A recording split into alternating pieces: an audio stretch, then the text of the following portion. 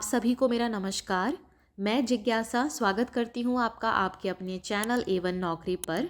आज हमारे हिंदी सीरीज़ की 22वीं क्लास है और आज का हमारा टॉपिक है छंद। तो देखते हैं छंद क्या होता है। छंद है वाक्यों में शब्दों की संख्या, मात्रा, गति और यति यति यानी रुकाव के नियमों के आधार पर बनी रचना।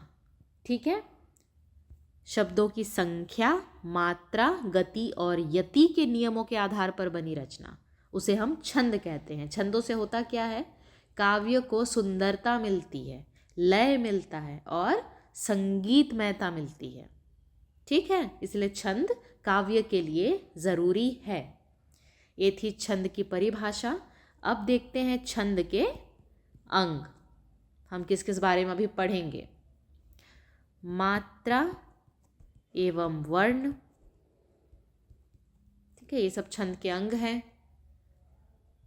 यति यानी रुकाव, गति हमें पता है, तुक, तुक यानी राइमिंग जैसा, मैंने शायद किसी क्लास में बताया भी था आप लोगों को।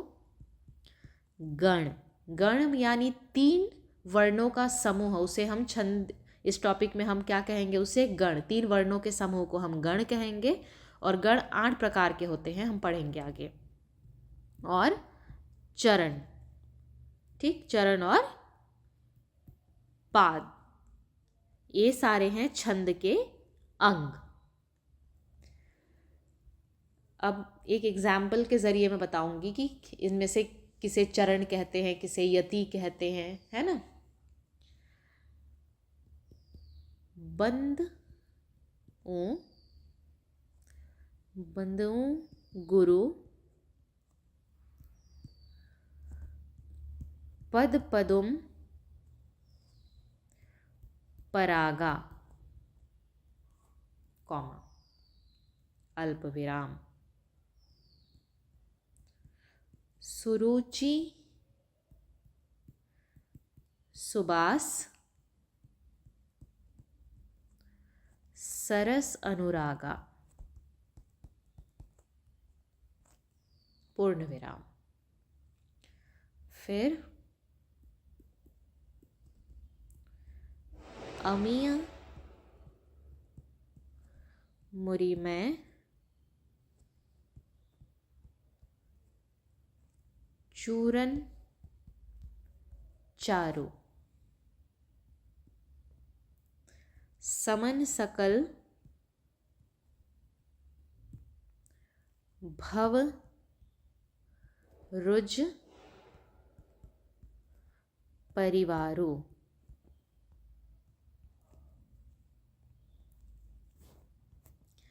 अब देखिए, इस काव्य में ये प्रथम वर्ण से लेकर, पहले बता दूं, ये है यति, है ना, जहाँ पर भी हमें रुकाव दिखता है, अल्प विराम, पूर्ण विराम, हम जब रीड कर रहे होते हैं तो वहाँ कुछ देर के लिए पॉज लेते हैं ना, हम रुकते हैं, तो ये सब क्या है,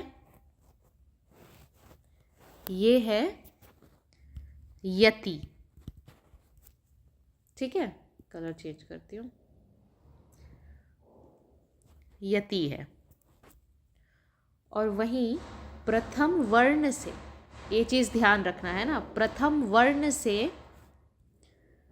प्रथम यति तक पहला चरण होता है। ठीक, प्रथम वर्ण से प्रथम यति तक प्रथम चरण। ठीक है, वैसे ही इससे दूसरे यति तक दूसरा चरण होगा, इस वर्ण से तीसरे यति तक तीसरा चरण होगा, और यहाँ से यहाँ तक चौथा चरण होगा। समझ में आया। वहीं पहले और तीसरे चरण को हम कहेंगे विषम चरण, है ना, विषम चरण, और दूसरे और चौथे चरण को हम कहेंगे समचरण। आ रहा है समझ में, पहला चरण, ये दूसरा चरण, ये तीसरा चरण, ये चौथा चरण, 4 चरण होते हैं। तुक क्या है?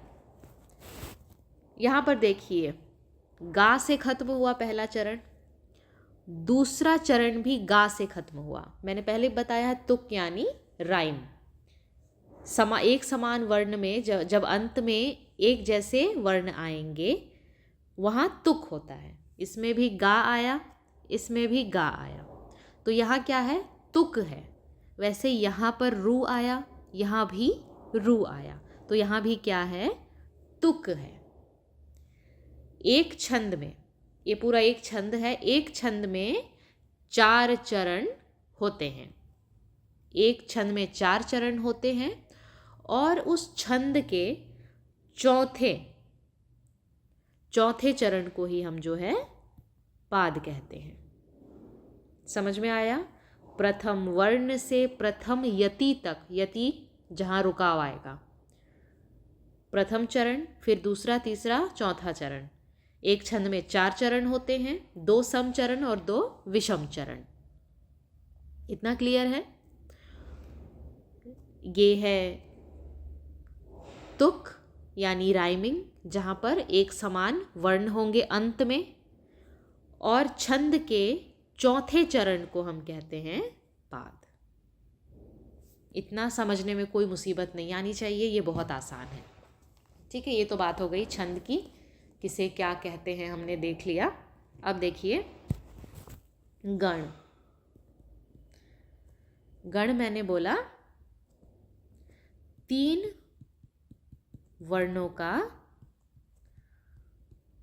समूह। ठीक है, गण क्या है? 3 वर्णों का समूह है। और हमारे पास कितने गण हैं? 8 गण। तो इसे याद कैसे रखेंगे? ये हमें स्कूल में भी सिखाया जाता था। इसे हम याद रखेंगे कुछ ऐसे। यमाता, राज,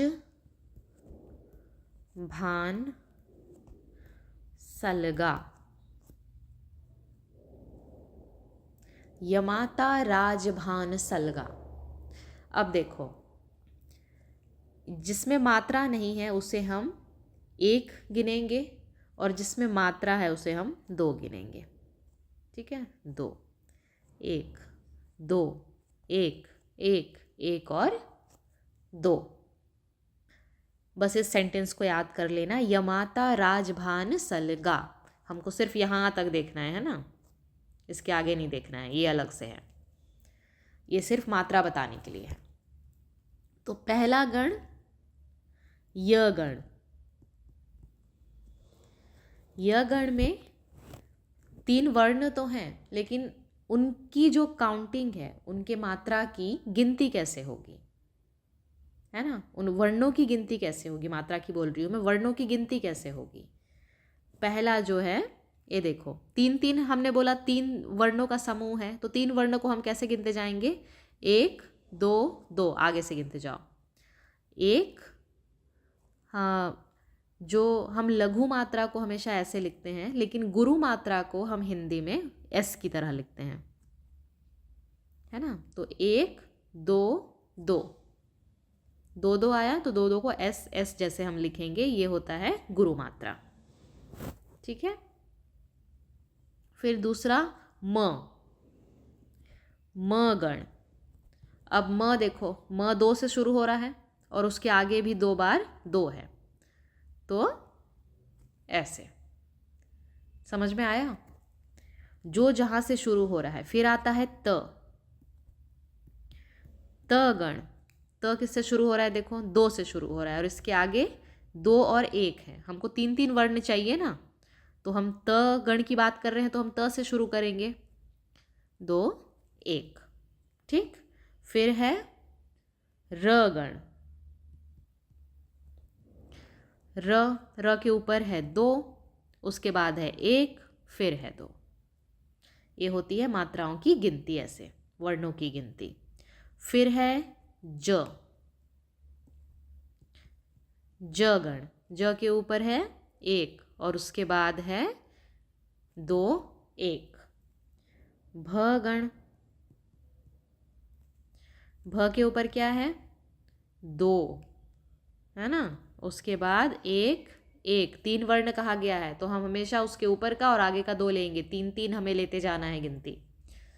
फिर न गण, कितने में टोटल, 1 2 3 4 5 6 7, न गण, न के ऊपर एक, उसके बाद भी एक, फिर ल में भी एक, 7 हो चुके हैं। अब हमें सिर्फ एक चाहिए, वो है सगण। सगण, और स के ऊपर एक, फिर 2, 1 1 2। तो जब भी ऐसे पूछा जाए कि तगण, तगण में तगण की मात्राओं की गिनती बताओ, तो क्या लिखोगे, ये। ठीक है, वर्णों की गिनती या मात्राओं की गिनती जो भी। तगण में वर्णों की गिनती बताओ, तो हम क्या लिखेंगे, ये।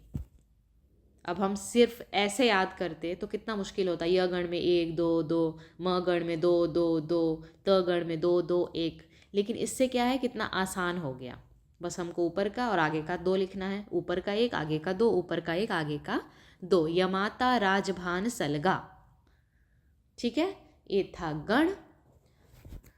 अब देख लेते हैं मात्राओं के बारे में। मात्रा क्या होता है, एग्जाम में आ भी सकता है, पूछा भी गया है, मात्रा क्या है। मात्रा है उच्चारण में लगा समय। मात्रा उच्चारण में लगने वाला समय, इसे ही हम मात्रा कहते हैं। ठीक है, हिंदी में 2 मात्राएं मैंने बताया था, लघु मात्रा और दूसरा दीर्घ, या उसी को अभी हमने कहा था गुरु मात्रा। ठीक है, तो लघु मात्रा क्या है, लघु मात्रा की गिनती हमेशा 1 होगी और दीर्घ मात्रा की गिनती 2 होगी। ये लघु मात्रा, ये दीर्घ मात्रा। ठीक, तो लघु मात्रा जब अ, ई, उ, री और ये अनुनासिक ये नज़र आए किसी भी वर्ण में, जैसे ल है, इसमें अ है ना, ल धन अ दिख रहा है, तो इस अ को हम क्या करेंगे, 1 गिनेंगे, मतलब इस ल को हम 1 गिनेंगे। फिर ये है घ, यहाँ पर क्या बोल रहा है, छोटी ऊ, घ में छोटी ऊ लगी हुई है, तो उसे भी हम क्या करेंगे, घू को हम 1 मात्रा गिनेंगे। समझ में आ रहा है? देखो उदाहरण देख लेते हैं, जैसे क वर्ण को ले लेते हैं, हमें क दिखता है। ठीक, कलर चेंज करते हैं, हमें दिख गया क, या हमें दिख गई की, या हमें दिखा कु, या क्री, या फिर कम। तो इसे हम क्या गिनेंगे, इस क को 1, ये भी 1, ये भी 1, ये भी 1 और ये भी 1। मात्राओं की गिनती ऐसे होती है। लेकिन वहीं अगर गुरु मात्रा की मैं बात करूं, तो जहां हमें दिखा आ, या हमें दिखी बड़ी ई, बड़ी ऊ, ए, ओ, औ और अम भी, है ना, अम, ये अनुस्वार है, ये अनुनासिक है। याद है ना, वर्णमाला में हमने पढ़ा है। अब इसको भी क उदाहरण के साथ देख लेते हैं हम। का, या की, या कु, के, कै, को, कौ या कम, इन सब को हम क्या गिनेंगे, ये सब हैं गुरु मात्रा, इसलिए इनकी गिनती 2 होगी। ठीक, जैसे यहाँ पर मात्रा लिखा हुआ है, माँ है तो मैं इसे 2 गिनूंगी, फिर त्रा है तो इसे भी मैं 2 गिनूंगी। देखिए संयुक्त व्यंजन जब हम पढ़ेंगे ना, उनका एक अलग नियम है, अभी फ़िलहाल इसे मैं रहने देती हूँ वरना आप लोग कन्फ्यूज़ हो जाएंगे कि उसे कैसे गिनते हैं, आप लोगों को पता चलेगा। एक पहले आसान सा शब्द ले लेते हैं, जैसे लघु को ही ले लेते हैं। अभी सिर्फ आपको ये लघु मात्रा और गुरु मात्रा समझाने के लिए है ये। ल को हमने 1 गिना और घू को भी हमने 1 गिना क्योंकि छोटी ऊ है।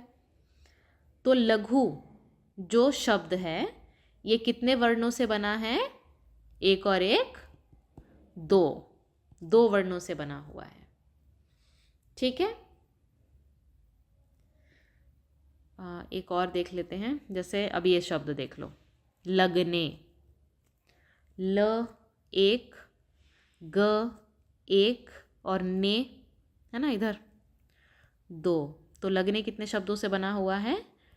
4।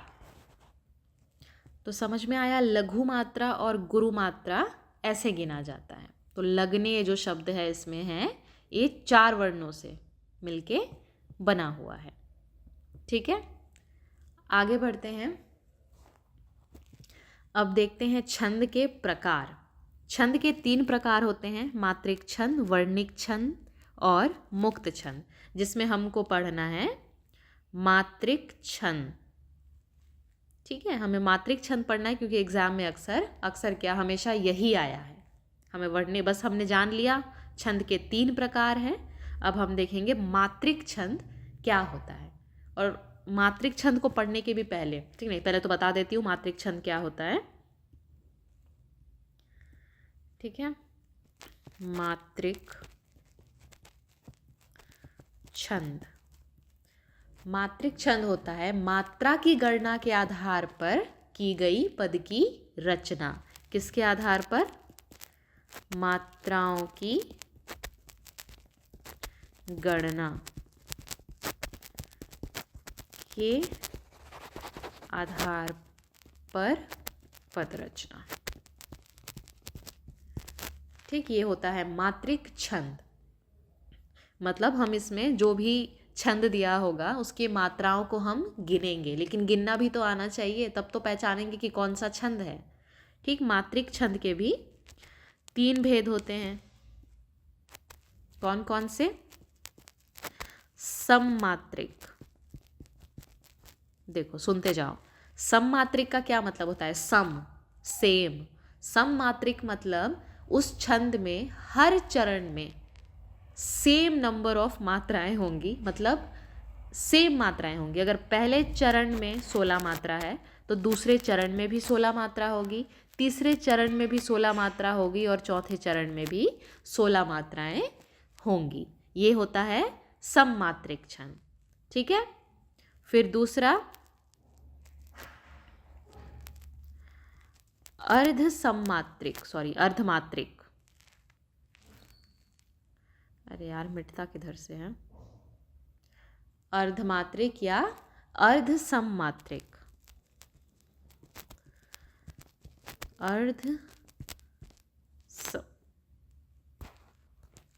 अर्धसममात्रिक। और तीसरा है विषम मात्रिक।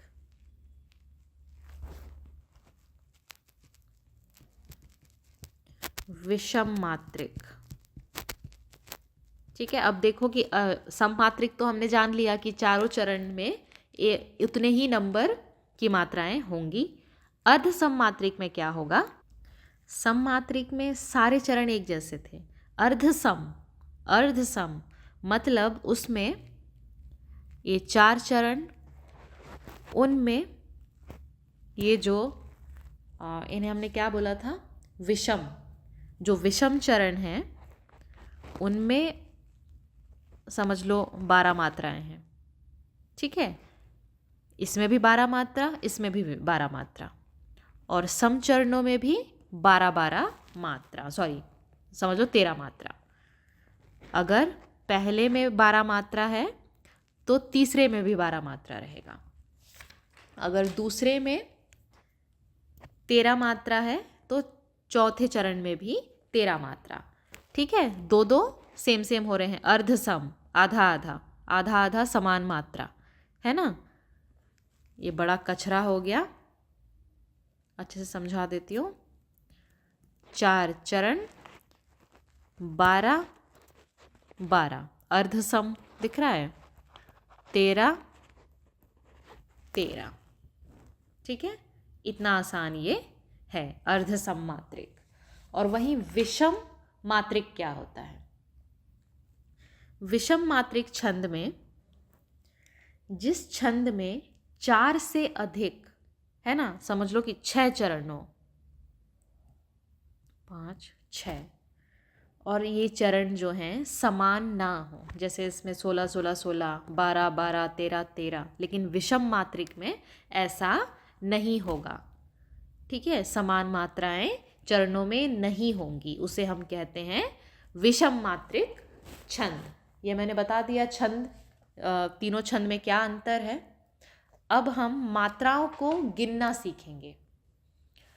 ठीक है, मात्राओं को गिनना सीखेंगे, तो देखते हैं मात्राओं को कैसे गिना जाता है। सबसे पहले देखो, आधे, ये लिखते जाना, ये बहुत ज़रूरी है, इसी से सीखोगे। आधे वर्णों की गणना, जो आधे वर्ण होते हैं उन्हें कैसे गिना जाता है। ठीक है, पहला, अगर जब आधा वर्ण जो है प्रारंभ में हो, आधा वर्ण प्रारंभ में, तब कैसे गिनेंगे? जैसे न्याय, व्यय। ठीक है, आधा वर्ण प्रारंभ में ही लगा हुआ है, उस वक्त आधे वर्ण को हम गिनेंगे ही नहीं, सीधे सीधे एलिमिनेट कर देंगे। आ रहा है समझ में? जब आधा वर्ण प्रारंभ में ही लगा होगा तब उसकी हम गणना नहीं करेंगे, गणना नहीं होगी। तो इसे हम अब क्या गिनेंगे? या है यानी 2 है, य यानी 1, यहाँ 1 और 1, यहाँ है 3 मात्रा, यहाँ है 2 मात्रा। समझ में आया? आधा वर्ण प्रारंभ में लगेगा तो उसकी गणना होगी ही नहीं। ठीक, अगर दूसरा पॉइंट देखो, ये हमारा पहला पॉइंट था कि अगर प्रारंभ में लगता है, अगर मध्य में आए, आधा वर्ण मध्य में हो, मध्य में मतलब ज़रूरी नहीं है कि एकदम बीचों बीच हो, बीच में कहीं पर भी घुस सकता है ना, ये मध्य में हो, तब उसे कैसे गिनेंगे हम? जैसे मैंने लिख दिया सत्य, बीच में आधा वर्ण आ गया, तो इसे हम इसके प्रारंभ में, एक मिनट कलर चेंज करूंगी वरना आप लोग कंफ्यूज हो जाएंगे। सत्य, तो देखिए आधा वर्ण है, इस आधे वर्ण को हम इसके पहले जो वर्ण है उसके साथ मिलाकर गिनेंगे। और क्या गिनेंगे? सीधे सीधे 2 मात्रा हम गिन लेंगे और यह 1 हो जाएगा। समझ में आया क्या? ये मैंने यहाँ लिखा नहीं है, आप लोग समझने के लिए लिखिएगा कि जब आधा वर्ण शब्द के मध्य में आए तब सामने वाले वर्ण में जुड़कर दीर्घ मात्रा की रचना करता है ना। सामने वाले वर्ण में क्या होता है? जुड़ता है और दीर्घ मात्रा बनाता है। ठीक है, ये एक एग्जाम्पल हुआ, 1 2 और देख लेते हैं। मैंने लिखा कर्म, तो कर्म हमें पता है र जो है आधा है, उसके बाद म है ना। कर्म ऐसे ही तो लिखते हैं ना, हमने यही पढ़ा था। तो ये जो र है इसके सामने वाला कौन सा वर्ण है? क है, तो इसके साथ मिलके ये एक दीर्घ मात्रा का निर्माण करेगा, है ना, दीर्घ मात्रा की रचना करेगा। तो ये क्या हो गया, 2 + 1 3 मात्राएं। ऐसे मात्राओं को गिना जाता है। अब देखो मैं लिखती हूँ व्युत्पन्न। क्या लिख रही हूँ मैं, व्युत्पन्न।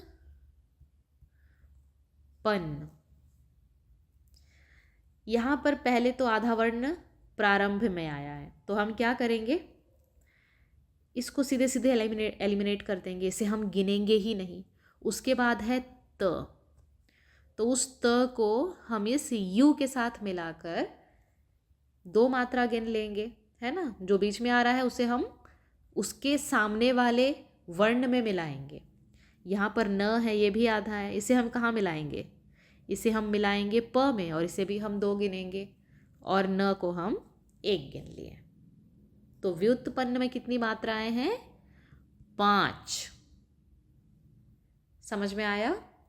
एक और थोड़ा जो मैंने आप लोगों को बताया था संयुक्त व्यंजन, वो देख लेते हैं। सुपुत्र, तो सुपुत्र को कैसे लिखते हैं, त्र को कैसे लिखते हैं, सु पु। त्र कैसे लिखा था हमने, आधा त और र, है ना, ऐसे ही तो हमने लिखा था। तो इसमें क्या होगा, ये जो आधा त है वो अपने सामने वाले वर्ण यानी कि पु में जुड़ जाएगा और यह 2 मात्रा बन जाएगा। ये 1 क्योंकि छोटी ऊ है, र भी 1, तो इसमें 4 मात्राएं हैं। किसमें, सुपुत्र में। ऐसे ही हमें करना है। एक और एग्जाम्पल, यजुर्वेद। अब इससे ज़्यादा मैं नहीं समझा सकती। यजुर्वेद, यजुर्वेद को कैसे लिखते हैं, यजु आधा र फिर वे और द, है ना। तो आधा र क्या होगा, इस जू में मिल गया और यह बन गया 2 मात्रा। यह 1, वे कितना होता है, 2, है ना। वे हमने देखा था दीर्घ है, और द 1। तो इसमें कितनी मात्राएं हैं, 2 4 5 6 मात्राएं। ऐसे हमें गिनना है। ये बात की हमने आधे वर्ण की, कि आधे वर्णों की गणना कैसे होती है। प्रारंभ में आए तो काट दिया जाता है, और मध्य में आए तो उसके सामने वाले वर्ण में जुड़कर वह दीर्घ मात्रा की रचना करता है। ठीक है। अब देखते हैं दूसरा,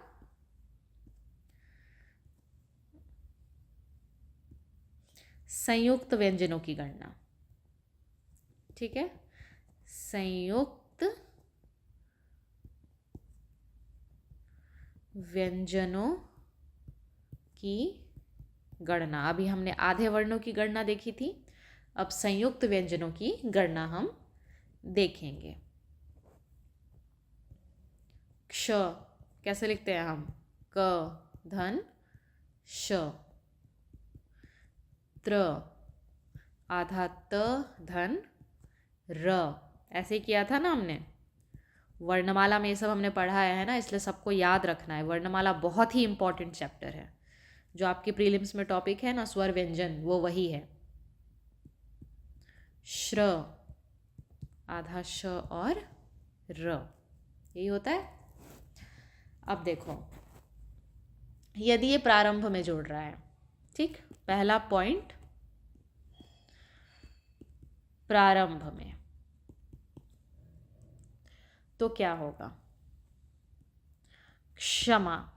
तो इस क्षमा को मैं कैसे लिखूंगी, आधा क धन श धन मा, ऐसे ही लिखा जाएगा ना, क्षमा। तो क्या बताया था मैंने, प्रारंभ में आधा वर्ण आए तो उसे सीधे सीधे एलिमिनेट कर दो। ये 1 ये 2, क्षमा में 3 मात्राएं हैं। समझ में आया। एक क्ष का हो गया, त्र का भी देख लेते हैं। संयुक्त व्यंजनों को तो बहुत आसान है, बस हमें उसे तोड़ देना है 2 अक्षरों में, 2 वर्णों में, और बस हमारा काम बन गया। त्रिशूल, त्रिशूल को कैसे लिखेंगे, आधा त री, त्रि, शूल, ऐसे लिखा जाएगा ना। आधा त और री है वो त्री, तो आधे वर्ण को हमको क्या करना है, अगर वो प्रारंभ में जुड़ जाए सीधे सीधे एलिमिनेट कर देना है ना। और यहाँ पर क्या हो रहा है, इसे हम एक मात्रा गिनेंगे, छोटी ई लगी हुई है र में, श में बड़ी ऊ है तो यह 2 मात्रा और यह 1। इसमें भी, इसमें त्रिशूल में 4 मात्राएं हैं, है ना। और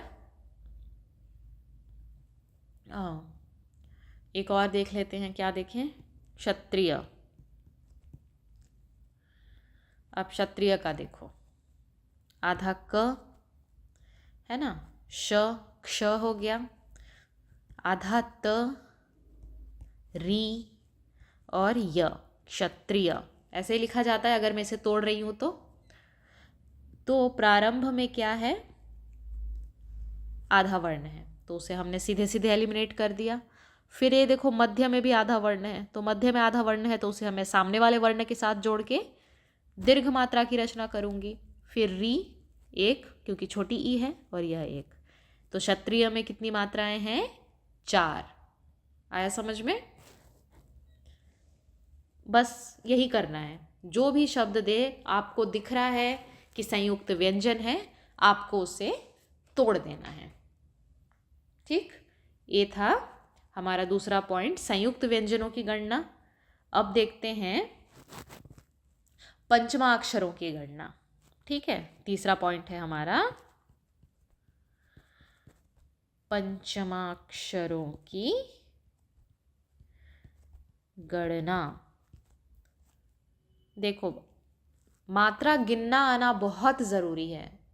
मात्रा आप लोगों ने गिनना सीख लिया ना तो कुछ भी दे दे एग्ज़ाम में आप लोग आराम से बना लेंगे। अब तक हमको समझ में आ गया है कि आधे वर्ण का क्या करना है, संयुक्त व्यंजनों का क्या करना है। अब देखते हैं पंचमाक्षरों का क्या करना है। तो कौन कौन से हैं पंचमाक्षर हमारे, र, य, ण, न और म। यही है ना, मैंने लिखा पंचम, पंचम आधा वर्ण है, इधर लगा दो, 2 1 1। ठीक, कंठ, इस आधे को इधर जोड़ दो, 2 1। संपत्ति लिख लेती हूँ, संपत्ति 2 ए, आधा त और प इधर जोड़े, 2 और ती 1। कितना आसान है। ठीक, फिर चौथा पॉइंट देखते हैं, पंचमाक्षरों का क्या करना है वो भी समझ में आ गया। संयुक्त अक्षरों की बारी, अब इनकी गणना।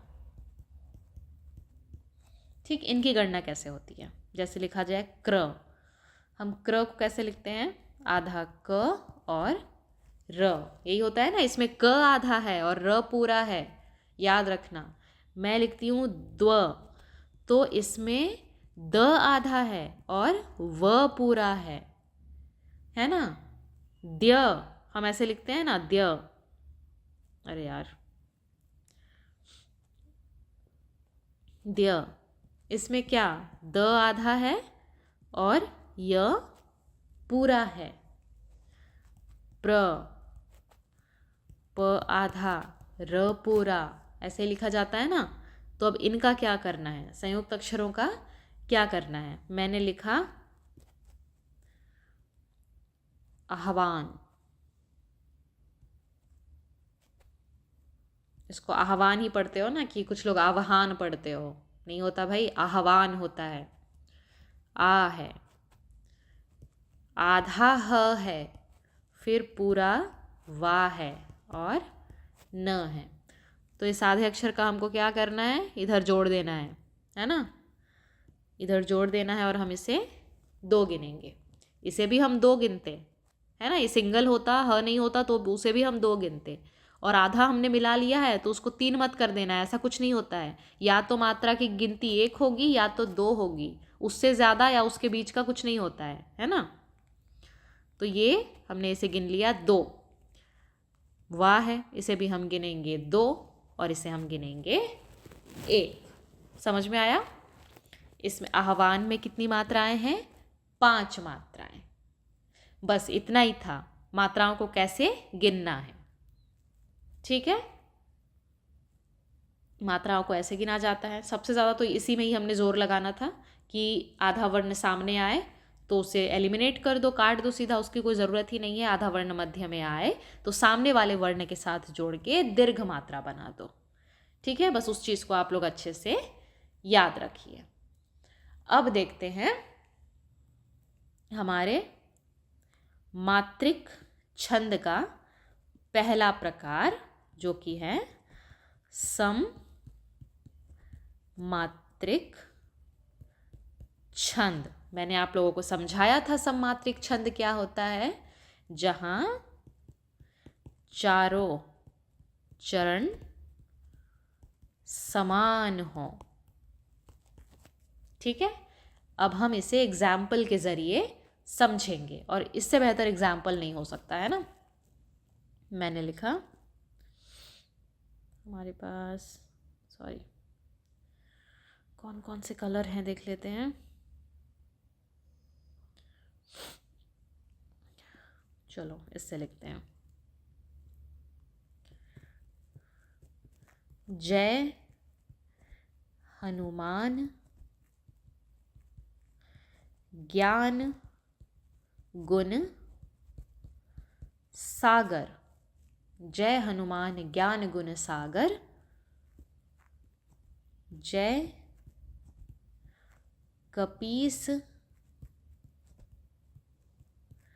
तिहों। ये मैंने आप लोगों को शायद तुक समझाने के लिए भी पढ़ाया था, उजागर। ठीक है, जय हनुमान ज्ञान गुण सागर, जय कपीस तिहुँ लोक उजागर। रामदूत अतुलित बलधामा।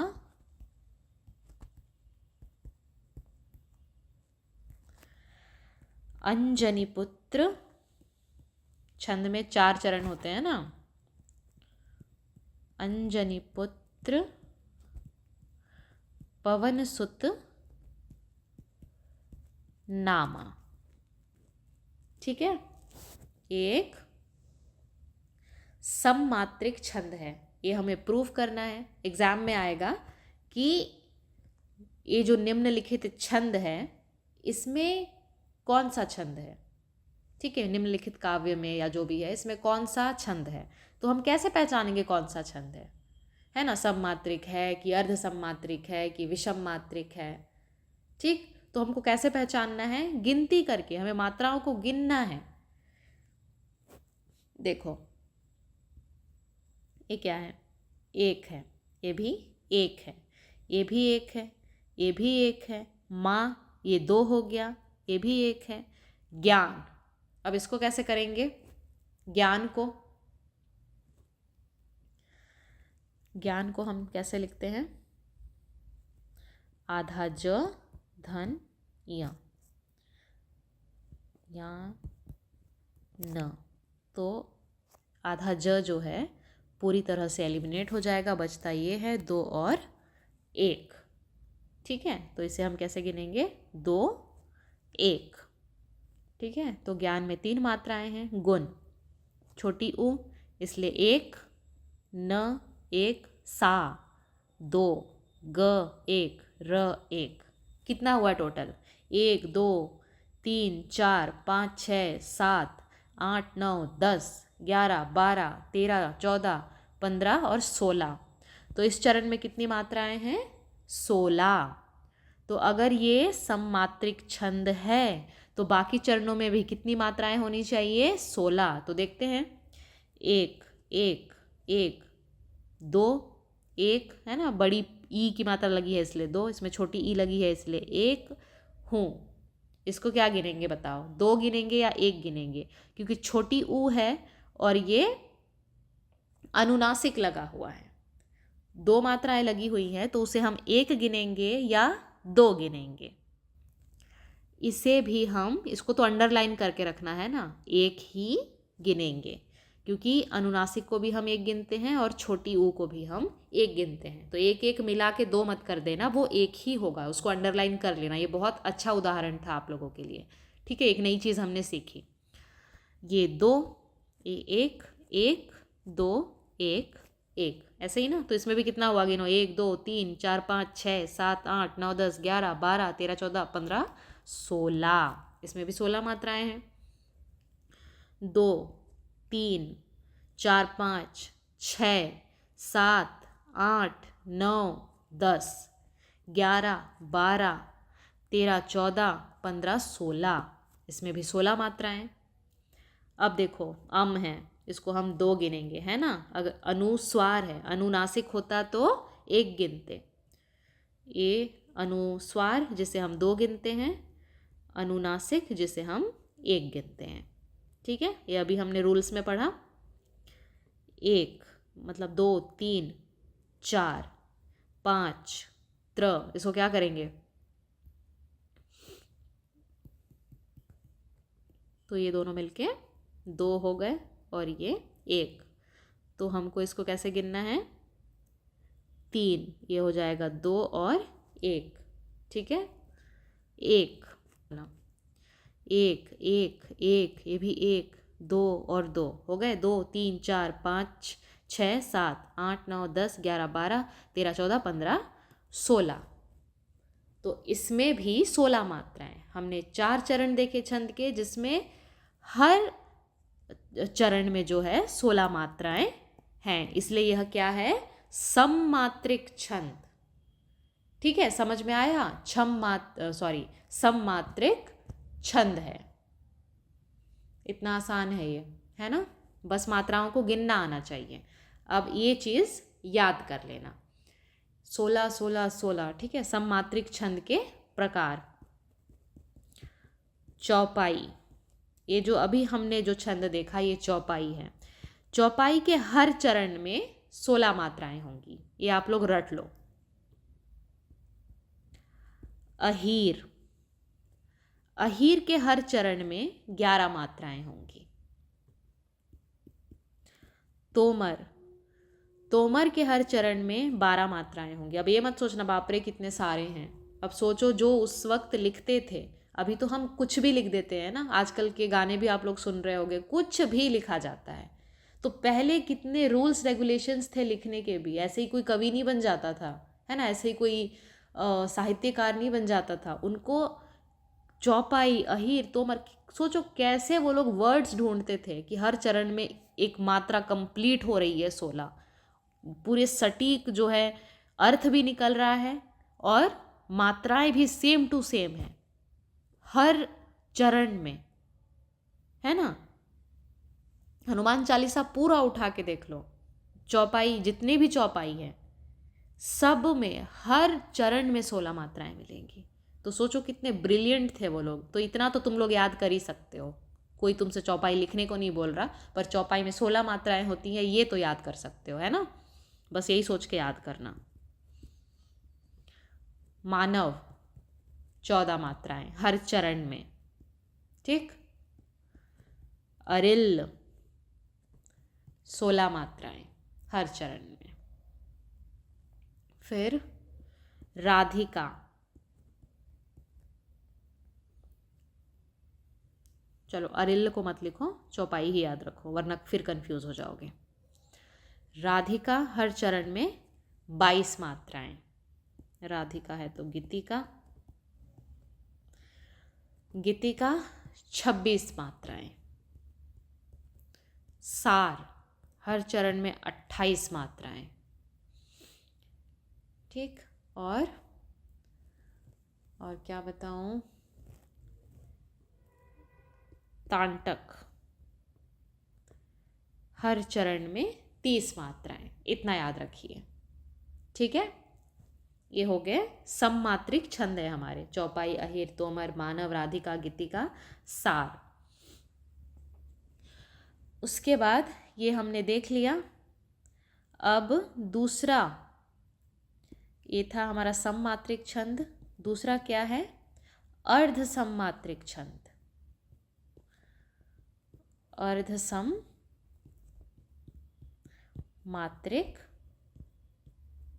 छंद। तो गिनती हमें आ गई है ना। तो कोई भी छंद दिया जाए, हमने अगर हम गिनती कर लेंगे तो हमें समझ में आ जाएगा। अगर 16-16 मात्रा दिख रही है हर चरण में, हम चौपाई लिख के आ जाएंगे। 11-11 मात्रा दिख रही है, हम अहिर लिख के आ जाएंगे। वैसे ही अर्धमात्रिक छंद में होता है बरवय। इसमें ज़्यादा नहीं है ना। और ये ज़रूर याद करना, क्योंकि ज़्यादातर देखा गया है अर्धमात्रिक सम से ही सवाल आते हैं। ये मोस्ट इम्पॉर्टेंट है छंद टॉपिक में। ठीक है, बरवय। इसमें पहले चरण में 12 मात्रा, दूसरे चरण में 7 मात्रा, तीसरे चरण में 12 मात्रा, चौथे चरण में 7 मात्रा। ठीक है, 12-7, 12-7 ऐसे आप लोगों को याद रखना है। ठीक है, सम चरणों में 7 मात्राएं होंगी और विषम चरणों में 12 मात्राएं होंगी। ये था बरवय। दूसरा है दोहा। दोहा है 13-11, 13-11। बस एक लाइन भी याद रख लोगे ना, बहुत है। बरवय 12-7 याद रख लो, क्योंकि उसके बाद 2 चरणों में फिर से वो रिपीट होगा 12-7। दोहा 13-11। ठीक है, एक एक लाइन याद करो। तीसरा है सोरठा। इसमें याद कर लो 11-13, एकदम ऑपोजिट।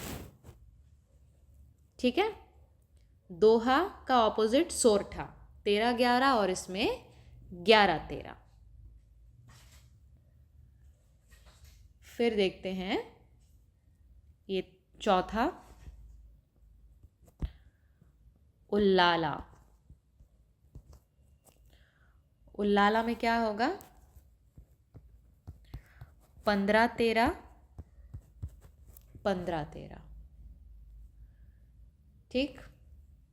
फिर है पांचवा रोला। इससे ज़्यादा नहीं है, टेंशन मत लो। रोला में है 11-13, 11-13। अब आप लोगों को लग रहा होगा यहाँ भी है 11-13 सोरठा में, और रोला में भी, तो पहचानेंगे कैसे? तो सोरठा और रोला को डिफरेंशिएट करने का सबसे आसान तरीका है, सोरठा में कलर चेंज करके लिखना, ताकि आप लोगों को याद रहे। हमेशा लिखते वक्त ना कलर पेन्स यूज़ किया करो, आसानी होती है पढ़ने में। 1 और तीसरे चरण में तुक होगा। मतलब समझ रहे हो, राइमिंग होगी। पहले चरण में मतलब इसमें और इसमें, तीसरे में, पहले चरण में और तीसरे चरण में तुक, यानी अंत के वर्ण एक जैसे होंगे। ठीक है, अगर पहले चरण के अंत में क है तो तीसरे चरण के अंत में भी क होगा। और वहीं रोला में क्या होगा? 2 और दूसरे और चौथे चरण में तुक। ठीक है, इसमें और इसमें। ये आप लोगों को याद रखना है कि बरवय 12-7, बरवय ब से शुरू हो रहा है, 12-7। दोहा 13-11, सोरठा 11-13, सोरठा और रोला दोनों। ठीक है, सोरठा रोला 11-13, 11-13। दोहा का ऑपोजिट सोरठा और रोला। फिर आपको एक ही याद रखना है, उल्लाला 15-13। ये हो गया आप लोगों का अर्धमात्रिक छंद। फिर देखते हैं, एक मिनट, मेरे कलर्स कहाँ गायब हो जाते हैं जो मैं यूज़ कर रही होती हूँ। तीसरा प्रकार का छंद जो हमने देखा था, विषम मात्रिक, है ना। हम मात्रिक छंद के 3 प्रकार देख रहे थे। विषम मात्रिक छंद। विषम मात्रिक छंद के 2 प्रकार, कुंडलिया और छप्पय। ठीक है, तो कुंडलिया क्या है, इसमें दोहा भी होगा और रोला भी होगा। ठीक है, हमने कहा था ना जितने छंद होते हैं, सॉरी जितने चरण होते हैं बराबर नहीं होते, सिर्फ दोहा नहीं होगा या सिर्फ रोला नहीं होगा, है ना, मिक्स्ड होगा, मिश्रण होगा। मिश्रण, ये समझने के लिए लिख लो, है ना, विषम मात्रिक छंद यानी मिश्रण, छंदों का मिश्रण। और वहीं छप्पय में रोला और उल्लाला। ठीक, बस छंद आपका कंप्लीट, कोई रॉकेट साइंस नहीं था, बहुत आसान था। बस आप लोगों को मात्रा गिनना आ जाए और आप लोगों को याद हो जाए कि बरवे में कितनी मात्राएं होती हैं, दोहा में कितनी मात्राएं होती है, उल्लाला में गिनना तो हमको आता है ना, गिनना तो हमने सीख लिया, हमको बस याद रखना है कि किस छंद में कितनी मात्राएं हैं। ठीक है, यहाँ पे हमारी छंद की क्लास जो है कंप्लीट होती है। अब मिलते हैं नेक्स्ट क्लास में, तब तक के लिए अपना ध्यान रखिए और पढ़ते रहिए। आप चैनल पर नए हैं तो चैनल को सब्सक्राइब करिए, वीडियो अच्छा लगा होगा तो लाइक करिए और हमें फीडबैक देने के लिए कमेंट भी ज़रूर करिए। थैंक यू, जय हिंद।